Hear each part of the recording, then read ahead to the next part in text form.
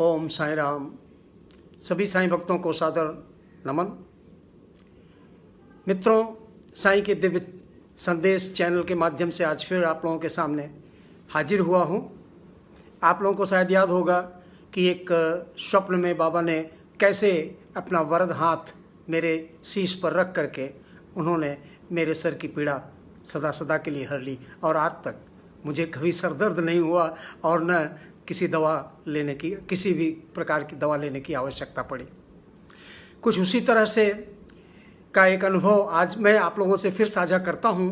यह काफ़ी समय पहले की बात है, 18-20 साल हो गए हैं। मुझे सांस लेने में बहुत तकलीफ़ हुआ करती थी। मैंने डॉक्टरों को दिखाया, काफ़ी उपचार किए उसके लिए, लेकिन कोई लाभ नहीं हुआ। फिर कुछ लोगों ने बताया कि शायद साइनस की प्रॉब्लम हो सकती है, तो मैंने जुहू स्थित एक नानावटी हॉस्पिटल है, जहाँ जा कर के मैंने चेकअप कराया, अपना स्कैनिंग कराया, लेकिन स्कैनिंग में भी कुछ नहीं निकला। तो फिर निराश हो करके फिर मैंने बस बाबा को समर्पण कर दिया। तो हमेशा एक मेरी आदत थी, मैं सुबह में जब भगवान की पूजा करता था तो साईं बाबा के भजन खुद ही बनाया करता था और वही गाया करता था, भाव विभोर होकर के।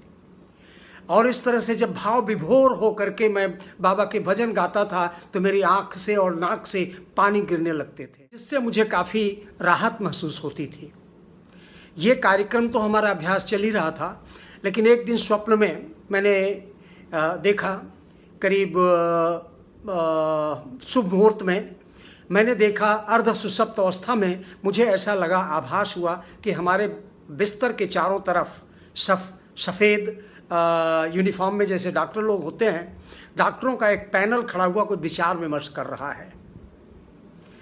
मित्रों, थोड़ी देर तक मैं यह दृश्य देखता रहा और थोड़ी देर के बाद यह दृश्य हमारी आंखों से ओझल हो गया। मैंने आंखें खोली और मैंने साईं बाबा का शुक्रिया किया।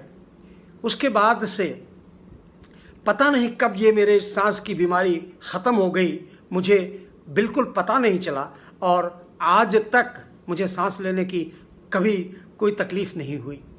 तो मित्रों, सबसे बड़ा डॉक्टर जो है वो हमारे अंदर ही बैठा हुआ है, वो निगरानी कर रहा है, चेक कर रहा है, और हमेशा